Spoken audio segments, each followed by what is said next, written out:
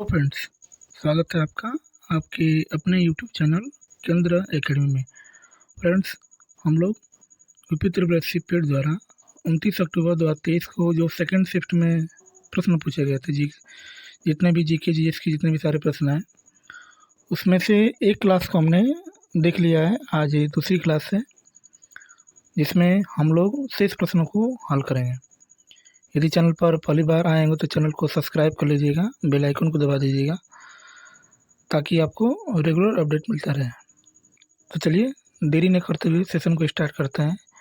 एक बार प्लीज़ पहले लाइक कर दीजिएगा और जब पूरा सेशन देख लीजिएगा तो कम से कम इसे ग्रुप में ज़रूर शेयर कर दीजिएगा, ठीक है।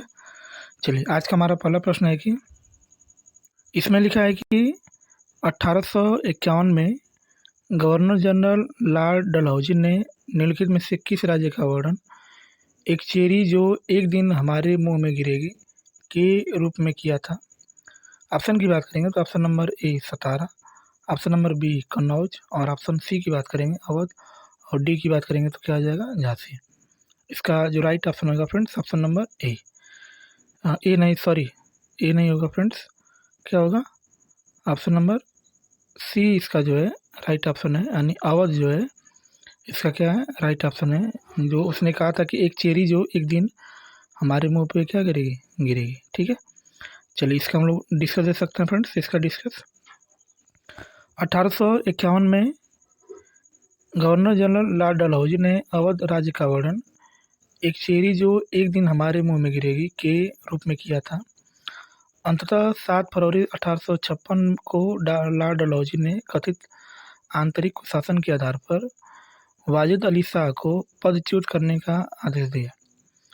यह डलहौजी के व्यक्तिगत सिद्धांत के अनुरूप था, जिसके अनुसार कुशासन की स्थिति में अंग्रेजों को राज्य पर कब्जा करने की अनुमति थी। फरवरी सन 1856 में अवध साम्राज्य पर औपचारिक रूप से कब्जा कर लिया गया था, ठीक है। आगे नेक्स्ट हमारा प्रश्न है फ्रेंड्स कि इसमें लिखा है कि भारतीय राष्ट्रीय कांग्रेस या भारतीय राष्ट्रीय आंदोलन के दौरान कांग्रेस मंत्रालयों ने कब इस्तीफा दे दिया? 1938, 1939, 1941 और 1940। इसका जो राइट ऑप्शन होगा friends option number B. B जो है इसका राइट ऑप्शन है, यानी 1939 ईस्वी में जो है कांग्रेस मंत्रालयों से क्या कर दिया गया था, इस्तीफा दे दिया गया था। क्यों दे दिया गया था तो इसके बारे में हम लोग जानेंगे। सन 1937 को प्रांतीय चुनाव के बाद कांग्रेस ने 8 राज्यों में सरकार बनाया, लेकिन द्वितीय विश्व युद्ध में वायसराय ने बिना विधानमंडलों की सहमति के भारत को युद्ध में शामिल कर लिया। परिणामस्वरूप कांग्रेस मंत्रिमंडल ने 28 माह शासन करने के बाद 1939 में इस्तीफा दे दिया। मुस्लिम लीग ने इसे मुक्ति दिवस या धन्यवाद दिवस के रूप में मनाया। डॉक्टर अम्बेडकर ने इनका साथ दिया था, ठीक है। आगे चलिए नेक्स्ट हमारा प्रश्न है कि इसमें लिखा है कि 1942 में विंस्टन चर्चिल द्वारा गांधी जी और कांग्रेस के साथ समझौता करने का प्रयास करने के लिए किसे भारत भेजा गया था, ठीक है। ऑप्शन की बात करेंगे तो इसका ऑप्शन जो है option number A sir Stafford Cripps, lord Ripon, lord Mountbatten, lord Linlithgow. इसका जो राइट ऑप्शन तो है option number A. Sir Stafford Cripps जो है इसके जो है समझौता करने वाले थे और एक ठीक है। चलिए इसका डिस्कस दे सकते हैं हम लोग। द्वितीय विश्व युद्ध में ब्रिटिश युद्ध प्रयासों के लिए भारत का सहयोग प्राप्त करने के लिए मार्च 1942 में ब्रिटिश प्रधानमंत्री विंस्टन चर्चिल द्वारा सर स्टेफोर्ड क्रिप्स की अध्यक्षता में क्रिप्स मिशन को भारत भेजा गया। क्रिप्स मिशन का उद्देश्य गांधी जी और कांग्रेस से समझौता करना था और यह एक असफल प्रयास था और ये कब आया था तो 1942 में आया था, ठीक है। नेक्स्ट हमारा प्रश्न है कि इसमें लिखा है कि फ्रेंड्स कि भारतीय मुसलमानों चाहते थे कि खलीफा को तत्कालीन तुर्की साम्राज्य में मुस्लिम पवित्र स्थानों पर नियंत्रण बनाए रखने की अनुमति दी जाए। इस साम्राज्य को निम्नलिखित में से किस नाम से भी जाना जाता था? यदि मैं ऑप्शन की बात करेंगे, ऑप्शन नंबर ए की queen, option number B Umayyad, option number C Ottoman और ऑप्शन डी की बात करेंगे तो सौसेनियन। इसका जो राइट ऑप्शन होगा friends option number C, Ottoman जो है इसका राइट ऑप्शन है। इसका हम लोग डिस्कस कर सकते हैं फ्रेंड्स। इसका डिस्कस, तुर्की साम्राज्य को ऑटोमन साम्राज्य के नाम से भी जाना जाता है। यहाँ का शासक पूरे मुस्लिम जगत का धार्मिक प्रमुख खलीफा था। इसके पूर्व अब्बासी और उमैयद नाम से भी खलीफा रहे हैं। ठीक है, आगे चलिए नेक्स्ट हमारा प्रश्न है कि इसमें लिखा है कि भारतीय राष्ट्रीय कांग्रेस आईएनसी और अखिल भारतीय मुस्लिम लीग ने प्रसिद्ध के माध्यम से अंग्रेजों के खिलाफ भारत के संघर्ष के लिए एक साथ आने का फैसला किया। लखनऊ पैक्ट 1916। और ऑप्शन की बात करेंगे तो ऑप्शन नंबर बी जो है भारत सरकार अधिनियम 1935, भारत में प्रवेश अध्यादेश 1914 और गांधी इरविन पैक्ट 1931। इसका जो राइट ऑप्शन होगा friends option number A. Lucknow pact 1916 में जो है ये जो है सब कुछ हुआ था। इसका हम लोग देख सकते हैं। इसका डिस्कस लिखा है कि भारतीय राष्ट्रीय कांग्रेस जिसको आईएनसी भी कहते हैं और अखिल भारतीय मुस्लिम लीग जिसको एआईएमएल ने प्रसिद्ध लखनऊ पैक्ट 1916 के माध्यम से अंग्रेजों के खिलाफ भारत के संघर्ष के लिए एक साथ आने का फैसला किया। इस कार्य में प्रयास करने के लिए सरोजिनी नायडू ने मोहम्मद अली जिन्ना को हिंदू मुस्लिम एकता के राजदूत की क्या दी थी, उपाधि दी थी। ठीक है, आगे नेक्स्ट हमारा प्रश्न है कि कुछ स्थानों पर भूजल जल स्तर के नीचे कठोर चट्टानों की परतों के बीच जमा होता है। इसे किस नाम से जाना जाता है, गीजर या उर्स, रिसा हुआ जल, जलभृत, गर्भ झरना।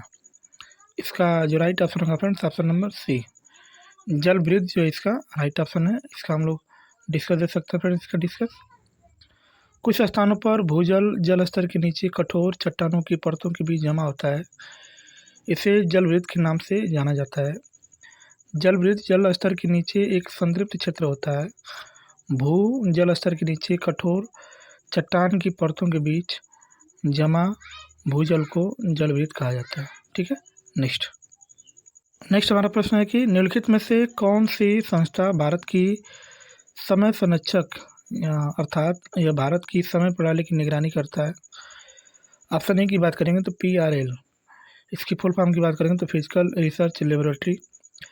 ISRO, Indian space research organisation. और ऑप्शन सी की बात करेंगे तो इंडियन नेशनल साइंस एकेडमी। और ऑप्शन डी की बात करेंगे तो CSIR NPL यानी नेशनल फिजिकल लेबोरेटरी। इसका जो राइट ऑप्शन होगा फ्रेंड्स ऑप्शन नंबर डी जो इसका राइट ऑप्शन है, यानी CSIR NPL जो है इसका राइट ऑप्शन है। इसका हम लोग देख सकते हैं। CSIR NPL संस्था भारत की समय संरक्षक है, अर्थात यह भारत की समय प्रणाली की निगरानी करती है। CSIR NPL भारतीय मानक समय को क्या करता है, बनाए रखता है। क्या करता है, बनाए रखता है। ठीक है, नेक्स्ट हमारा प्रश्न है कि भारत का थार मरुस्थल विश्व का सबसे घनी आबादी वाला मरुस्थल है, जिसका जनसंख्या घनत्व कितना है, 75 व्यक्ति प्रति किलोमीटर का स्क्वायर, 83 व्यक्ति प्रति किलोमीटर का स्क्वायर, 70 किलोमीटर प्रति किलोमीटर का स्क्वायर, 75 व्यक्ति प्रति किलोमीटर का स्क्वायर। इसका जो राइट ऑप्शन होगा फ्रेंड्स ऑप्शन नंबर बी। जो घनी आबादी वाला जो थार का मरुस्थल है वहाँ पे जो जनसंख्या घनत्व कितना है तो 83 व्यक्ति प्रति किलोमीटर का स्क्वायर जो है वहाँ पे जनसंख्या घनत्व। ठीक है, नेक्स्ट हमारा प्रश्न है कि हरित क्रांति के संदर्भ में HYV बीज क्या है, जिन्हें चमत्कारी बीज भी कहा जाता है। ऑप्शन ए की बात करेंगे तो होमो उपज किस्म जिसको होमो इल्ड वेराइटी कहते हैं। ऑप्शन बी की बात करेंगे तो संकर उपज किस्म जिसको हाइब्रिड इल्ड वेराइटी कहते हैं। और ऑप्शन सी की बात करेंगे तो हेट्रो उपज भिन्नता। और ऑप्शन डी जो हमारा है उच्च उपज वाली किस्म। ठीक है, तो इसका जो राइट ऑप्शन होगा फ्रेंड्स ऑप्शन नंबर डी जो इसका राइट ऑप्शन है। इसका हम लोग डिस्कस दे सकते हैं फ्रेंड्स। इसका डिस्कस, हरित क्रांति के संदर्भ में HYV से तात्पर्य हाई यील्ड वैरायटी अर्थात उच्च उपज वाली किस्म से इसे चमत्कारी बीज भी कहा जाता है। हरित क्रांति 1960 के दशक में नॉर्मन बोरलॉग द्वारा शुरू किया गया था। विश्व में हरित क्रांति के जनक के रूप में जाना जाता है। भारत में हरित क्रांति का नेतृत्व जो है MS स्वामीनाथन द्वारा किया गया था। ठीक है, नेक्स्ट हमारा प्रश्न है कि यह सुनिश्चित करने के लिए एक GST का लाभ उपभोक्ताओं तक पहुंचाया जाए सरकार ने राष्ट्रीय मुनाफाखोरी रोधी प्राधिकरण नेशनल एंटी प्रोप्राइटिंग अथॉरिटी की स्थापना की, लेकिन 1 दिसंबर 2022 से सभी जीएसटी मुनाफाखोरों से ली शिकायतों का निपटारा किस संगठन द्वारा किया जाता है? ऑप्शन की बात करेंगे तो ऑप्शन नंबर ए जो है आरबीआई, और ऑप्शन नंबर बी की बात करेंगे तो इसमें लिखा है भारत का आयकर विभाग, और ऑप्शन नंबर सी सीसीआई जिसको भारतीय प्रतिस्पर्धा आयोग कहते हैं, और डी की बात करेंगे तो एनसीडीआरसी। इसका राइट ऑप्शन होगा फ्रेंड्स ऑप्शन नंबर सी। सी जो इसका राइट ऑप्शन है। इसका हम लोग डिस्कस दे सकते हैं। इसका डिस्कस यह सुनिश्चित करने के लिए कि जीएसटी का लाभ उपभोक्ताओं तक पहुंचाया जाए, राष्ट्रीय मुनाफाखोरी रोधी प्राधिकरण ने निगरानी की और सुनिश्चित किया कि जीएसटी के कानूनन के कारण व्यवसाय अनुचित मूल्य निर्धारण प्रथाओं और मुनाफाखोरी में शामिल न हो। सभी जीएसटी मुनाफाखोरी विरोधी शिकायतों को अब 1 दिसंबर 2022 से भारतीय प्रतिस्पर्धा आयोग द्वारा निपटाया जाता है। ठीक है, आगे चलिए नेक्स्ट हमारा प्रश्न है कि इसमें लिखा है कि राष्ट्रीय बैंक प्रबंधन संस्थान की स्थापना 1969 में निम्नलिखित में से किसके द्वारा भारत सरकार के परामर्श से बैंक प्रबंधन में अनुसंधान, प्रशिक्षण, शिक्षा और परामर्श के लिए एक स्वायत्त शीर्ष संस्थान के रूप में की गई थी? ठीक है, चलिए ऑप्शन की बात करेंगे तो इसमें पहला हमारा ऑप्शन जो है India infrastructure finance company limited जिसको IIFCL कहते हैं, रिजर्व बैंक ऑफ इंडिया जिसको आरबीआई कहते हैं, national bank of financing infrastructure and development जिसको NBFID कहते हैं, और डी की बात करेंगे तो इसका एक्सपोर्ट बैंक ऑफ इंडिया जिसको एग्जिम बैंक कहते हैं।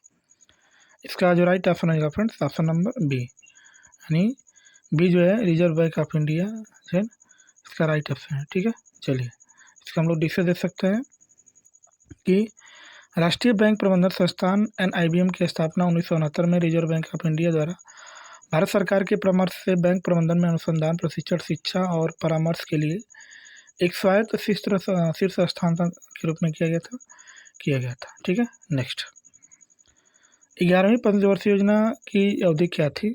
2012 से 2017, 2017 से 12, 2002 से 2007, 1997 से 2002। इसका जो राइट ऑप्शन होगा फ्रेंड्स ऑप्शन नंबर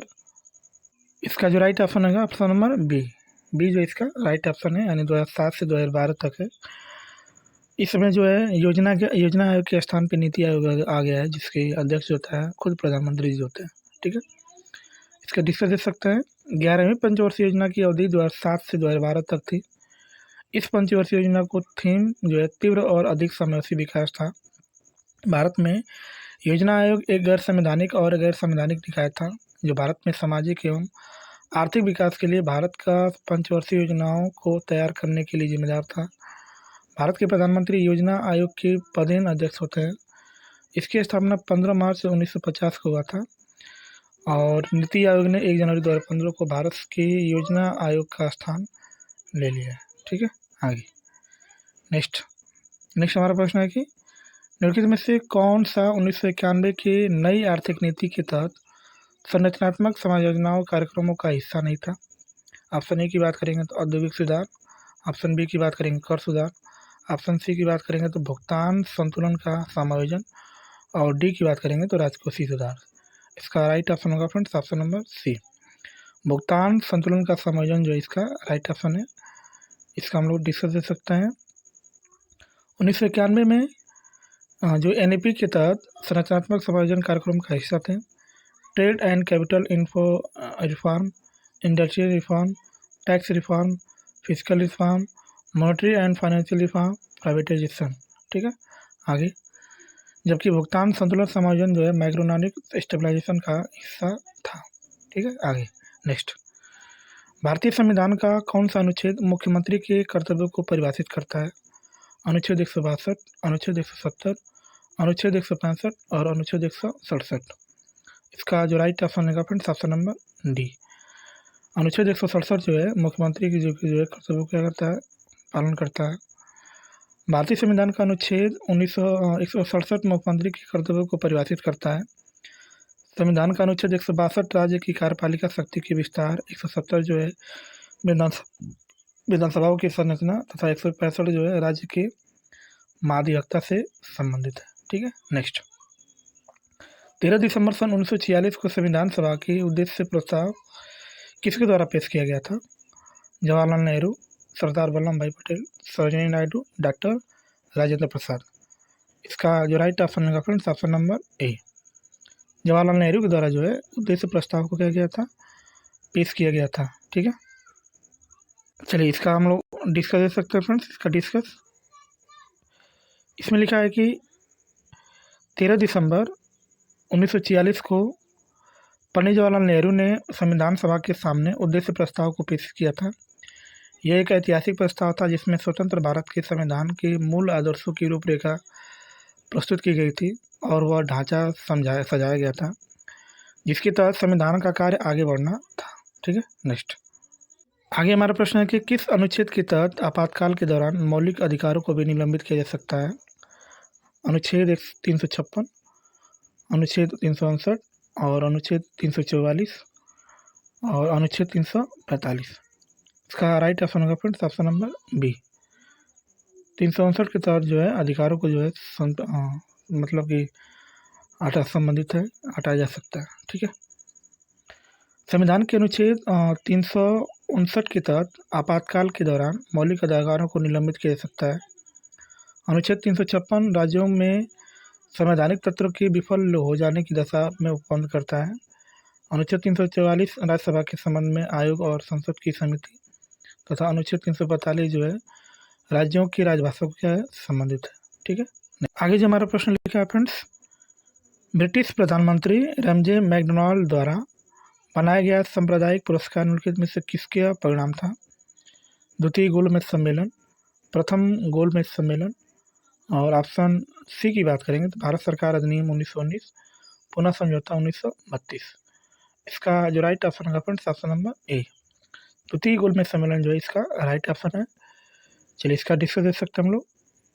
ब्रिटिश प्रधानमंत्री रमजे मैकडोनाल्ड द्वारा बनाया गया संवैधानिक पुरस्कार द्वितीय गोलमेज सम्मेलन का परिणाम था। इस सम्मेलन में राजनीति की कुटिल चाल के कारण सांप्रदायिक समस्या उभर कर सामने आई। इसके तहत प्रत्येक अल्पसंख्यक समुदाय के लिए विधानमंडलों में से कुछ सीटें सुरक्षित रखी गई, जिसके सदस्यों का चुनाव पृथक निर्वाचक मंडलों द्वारा किया जाना था। मुस्लिम, सिख व ईसाई के साथ एक नए पंचायत के रूप में दलित वर्ग को भी अल्पसंख्यक मानकर हिंदुओं से अलग कर दिया गया था। ठीक है, नेक्स्ट हमारा प्रश्न है कि लैक्टोमीटर निम्नलिखित में से किस सिद्धांत नियम पर कार्य करता है? पास्कल का सिद्धांत, न्यूटन का श्यानता का सिद्धांत, बर्नौली का सिद्धांत और आर्किमिडीज का सिद्धांत। इसका जो राइट ऑप्शन होगा फ्रेंड्स, ऑप्शन नंबर डी। जो हमारा लैक्टोमीटर होता है वो आर्किमिडीज के सिद्धांत पर कार्य करता है क्योंकि दूध की शुद्धता को मापता है। लैक्टोमीटर आर्किमिडीज के सिद्धांत पर कार्य करता है। लैक्टोमीटर से दूध की शुद्धता मापी जाती है। यह पानी के संबंध से दूध का सापेक्षिक घनत्व निर्धारित करता है। यह शुद्ध दूध में तैरता है, जबकि दूध अशुद्ध रहेगा तो उसमें क्या होता है, डूब जाता है। ठीक है, नेक्स्ट हमारा प्रश्न है कि लोकतंत्र और विकास के लिए पंचायती राज संस्थाओं के पुनरुद्धार पर एक अवधारणा पत्र तैयार करने के लिए किस समिति को नियुक्त किया गया था? ऑप्शन की बात करेंगे तो option number A Rajesh Pant विशेष समिति, वाघुल समिति, शिवरामन समिति और LM सिंघवी समिति। इसका राइट ऑप्शन होगा friends, option number D. LM Singhvi समिति जो इसका राइट ऑप्शन है। इसका हम लोग डिस्कस देख सकते हैं। लोकतंत्र और विकास के लिए पंचायती राज संस्थाओं के पुनरुद्धार पर एक अवधारणा पत्र तैयार करने के लिए वर्ष 1986 में LM सिंघवी समिति को नियुक्त किया गया था। ठीक है, नेक्स्ट हमारा प्रश्न है कि भोजन के डिब्बों पर जिंक के स्थान पर निम्नलिखित में से किस धातु का लेप लगाया जाता है? लोहा का, मैग्नीशियम का, सीसा का, टीन का। इसका राइट ऑप्शन होगा friends, option number D. Tin का हम लोग क्या करते हैं, लेप लगाते हैं। ठीक है, इसका डिस्कस देख सकते हैं। भोजन के डिब्बों पर जिंक के स्थान पर टीन धातु का लेप लगाया जाता है क्योंकि जस्ता अत्यधिक अभिक्रियाशील धातु है जो भोजन में अम्ल या क्षार जैसे अभिक्रियाओं के साथ प्रतिक्रिया करता है, जिससे भोजन क्या होता है, जहरीला हो जाता है। ठीक है, चलिए नेक्स्ट हमारा प्रश्न है कि आग के पास किस रसायन का अत्यधिक सूखा पाउडर छोड़ने से कार्बन डाइऑक्साइड निकलता है? Calcium carbonate, magnesium oxide, potassium phosphate, sodium bicarbonate. इसका राइट ऑप्शन हो जाएगा ऑप्शन नंबर डी, डी जो इसका राइट ऑप्शन है, यानी सोडियम बाइकार्बोनेट इसका राइट ऑप्शन है। ठीक है, इसका हम लोग डिस्कस दे सकते हैं। आग के पास सोडियम बाइकार्बोनेट रसायन का अत्यधिक सूखा पाउडर छोड़ने पर कार्बन डाइऑक्साइड निकलता है। सोडियम बाइकार्बोनेट एक एंटासिड है जिसका उपयोग सोने में जलन और एसिड अपच की राहत देने में किया जाता है। ठीक है, तो फ्रेंड्स हमने जो है 29 अक्टूबर जो फर्स्ट शिफ्ट था हुआ था और सेकंड शिफ्ट में जो प्रश्न पूछे गए थे उन सभी जीके जितने भी सारे प्रश्न थे उन सभी प्रश्नों को हम लोग पूरा एकदम ए से लगाई जेड तक पूरा हमने डिस्कस कर दिया है और इसके बारे में हमने डिटेल एनालिसिस किया है। ठीक है, बाकी हम लोग जो नेक्स्ट जो पेट हुआ था उसमें हम लोग उन प्रश्नों को देखेंगे। तो यदि चैनल पर पहली बार आएंगे तो चैनल को सब्सक्राइब कर लीजिएगा, बेल आइकन को दबा दीजिएगा, ताकि जैसे ही अब मैं अगले पेट की तैयारी कराऊँ, चाहे अगले पेट के प्रश्नों को हम लोग हल कराएं, तब तुरंत आपको नोटिफिकेशन मिल जाए। तो मिलते हैं नेक्स्ट क्लास में, तब तक के लिए बाय और जय हिंद फ्रेंड्स।